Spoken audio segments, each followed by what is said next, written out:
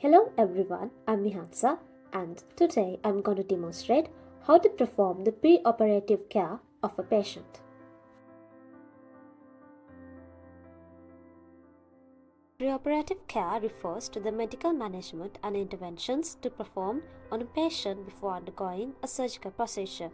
The primary goal of pre-operative care is to ensure that the patient is in the best possible condition to undergo surgery and to minimize the risk of complications during and after the surgical procedure. The aims of the preoperative care is to ensure whether the patient is prepared physically and emotionally, and also to ensure whether all the preliminary studies are done. Now here I have demonstrated the preoperative checklist.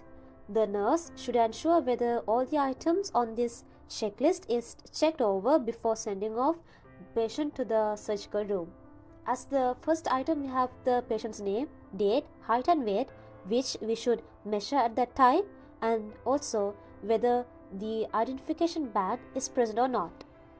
And then we have to get the informed consent sign from the patient, and then we have to check whether the surgical site is prepared. For an example, whether the sterilization is done or not. And nextly, we have to get the history and physical examination report. We have to check whether it is present or not. And also next we get the laboratory records. Here CBC stands for complete blood count and HCB stands for hemoglobin in the blood, and then we put on the results of the urine analysis, and here HCT stands for hematocrit test, which is a simple blood test that measures the percentage of red blood cells in your blood. Now we move on to the next item, which ensures whether stuff like natural teeth, dentures, contact lenses, and other prosthetics are removed or present while doing the surgery. We can remove them if they are temporary, because these things might cause harm if we don't remove them. And then we move to the jewelry, such as wedding rings, earrings, piercings, clip-ons, neck chains, and the other body piercings. Usually we have to give them to the nurse, or to the best way is to give them to the relatives to reduce the risk of theft and robbery, as a hospital is a place with many strangers. We all know that, and so to reduce the risk of theft we have to give them to the relatives, and if relatives are not present we give it to the nurse, but the best option is giving it to relatives. And then we move on to the makeup and nail polish. Nail polish removing is essential because it is used to know whether the blood circulation is normal or not. For an example, when you pinch your nail, the color should return immediately if the circulation is okay, meaning nail polish should be removed to perform this simple test.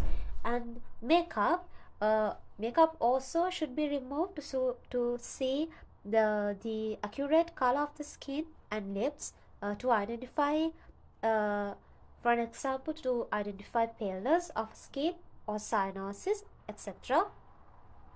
And now we put on the patient gown and cap, and also the sanitary pad, and then we have to record where the family is instructed to wait.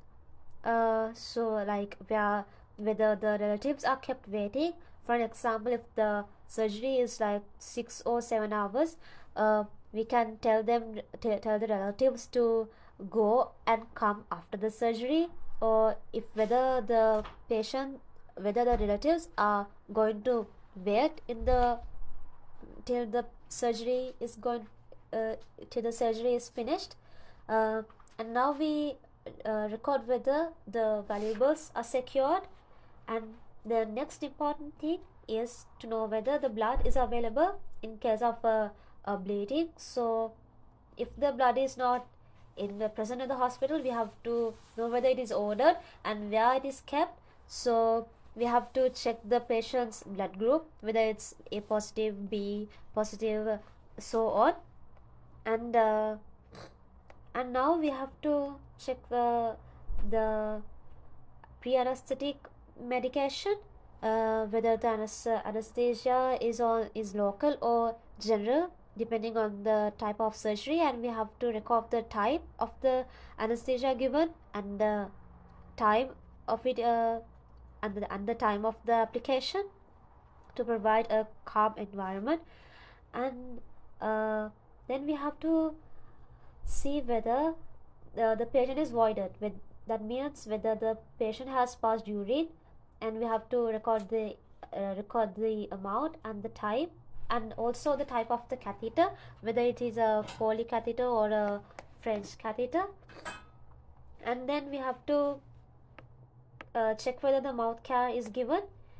Nextly, we check the vitals such as temperature, pulse, respiration, and blood pressure. And then we have to know about the allergies, and whether the patient has any allergies or whether he is deaf, etc. And now we have to check the area of the surgical site, whether the skin is prepared correctly. For example, if there is hair present, we have to shave the hair. And after that, finally we take the signature of the nurse releasing the patient, stating that this patient is ready for the surgery.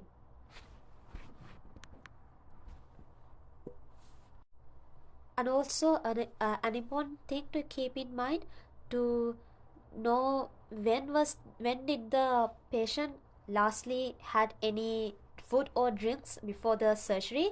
Normally the patient is not advised to take any food or beverage uh, before 6 hours before the surgery. So we have to ask whether the patient has taken anything before the surgery, and we have to record the last time they ate or had some beverages. So this is about the preoperative checklist. Thank you for watching.